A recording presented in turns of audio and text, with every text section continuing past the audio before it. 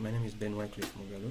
I'm going to be presenting the exploratory data analysis on the dataset for the project using machine learning to predict the likelihood and cause of customer churn in retail banking. So the dataset we are working with, has 14 columns and 10,000 rows of data.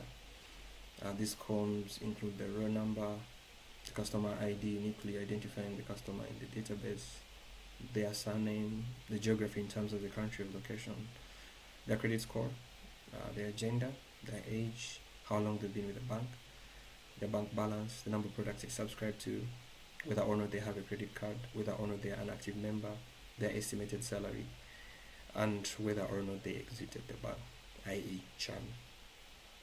So at first glance, this is what the dataset looks like.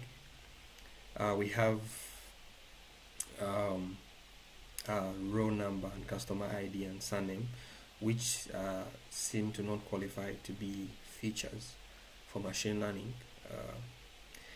And then if you look at exited, it's the predictor variable because it specifies whether or not the customer churns. And then we have a couple of categorical variables, including the geography, the gender, which appear in form of strings. And then we have whether or not the customer has a credit card and whether or not they are an active member as the other group of categorical variables. So first we looked at the predictor variable, plotting the value counts for it. And as you can see, there's a huge class imbalance with over 6,000 more rows for the active class, i.e. the class of customers that are currently still with the bank, as compared to the 2,000 which corresponds to the number of customers that churned.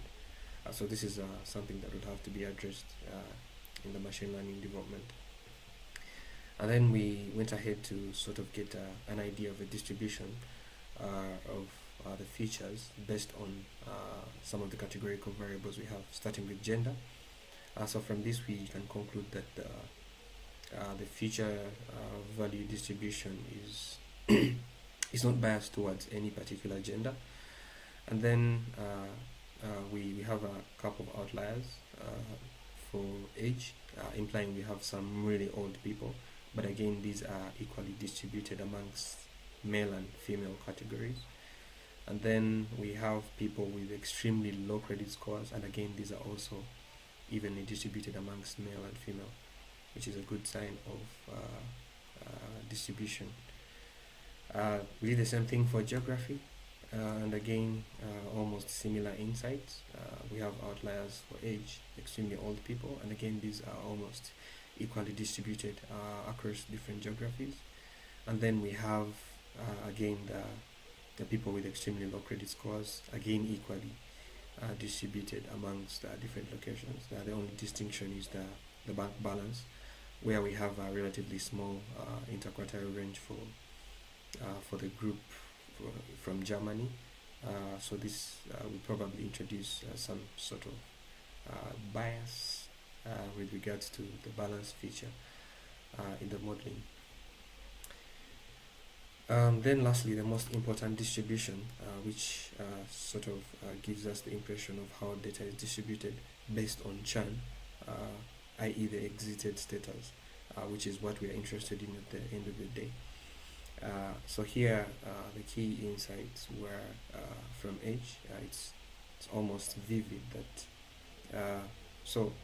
bearing in mind that blue are the customers that are still with the bank and orange are the customers that have left, it's almost vivid that the middle-aged ones are the ones most likely to churn, and then the younger ones are likely to stay with the bank, and then also the very old people are also likely to stay with the bank. And then in terms of credit score, we see that if you observe the median in the box plot, you see that probably the people with smaller credit score are more likely to leave the bank, and again this is justified by the fact that all the outliers in terms of having an extremely low credit score are categorized under the people that leave the bank.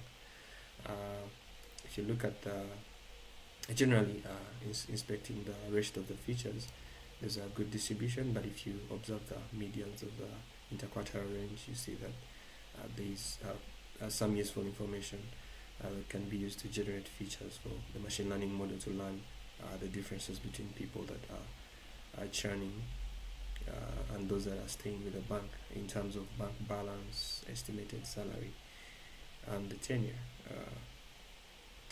So from the violin plot, we see that again the distinction between the age groups is almost vivid here in the violin plots, but we see that the tenure and the estimated salary sort of have a similar shapes in terms of their density functions. So what we did next was to examine these two to see if there is any sort of correlation, but good enough, there is no correlation whatsoever. So implying these features, these features give us completely different information that might be useful for the model to learn how to classify churn. To emphasize the age scenario, we replotted the box plot out of the standardized scale with the real values, and again you can see that the age group between around 40 and 55 is most likely to churn, and then the people that are so the interquartile range for the people that are still with the bank is between 40 and 30, so implying that it's mostly the people that are between this age group that are likely to stay with the bank, or the other scenario is for these extremely old people, which are the outliers. The extremely old people are also most likely to stay with the bank. So to get the feel of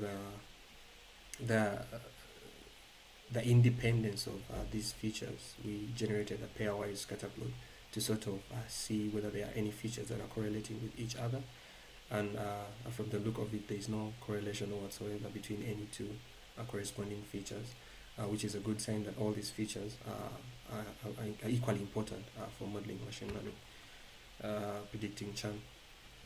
Then the feature correlation map also emphasizes this.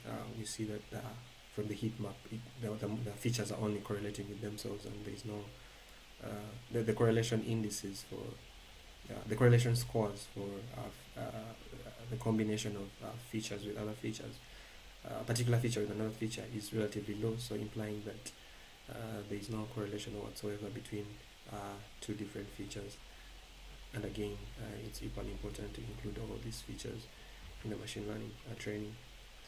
So one particular pattern of interest that emerged was when we sort of examined the number of products subscription while separating the churned and unchurned customers on a similar scale. We see that all people that had 4 product subscriptions actually churned, and majority of the people that had 3 product subscriptions did not churn. So this informs us that most probably when someone has a high number of product subscriptions, they are going to churn. And yeah, the drawback is that there's a few data points with this information, but again it takes us back to where we started.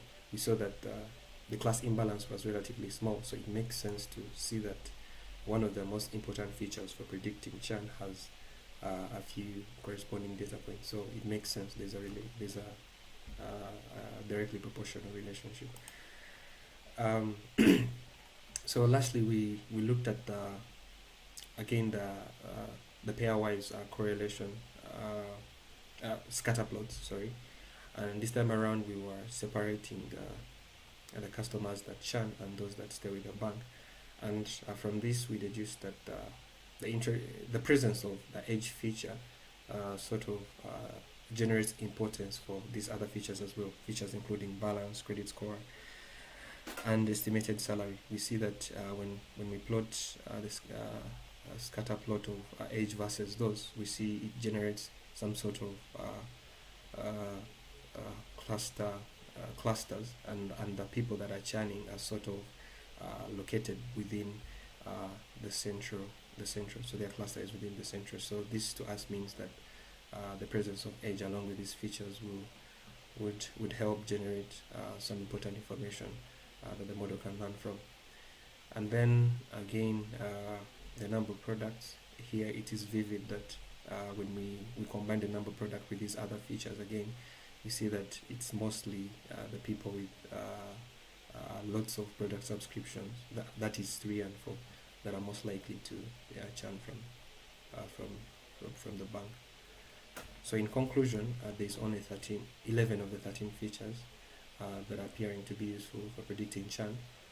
Then we did not have any missing values, and neither did we have any duplicates, so meaning that we are free to use all the 10,000 data points that appear in this dataset. Then from the exploratory data analysis, it looks like age and number of products seem to be the most useful features for predicting churn in this particular dataset. And then from the look of what the appearance of the features, we will probably have to standardize these features to reduce variance as our model learns. Thank you.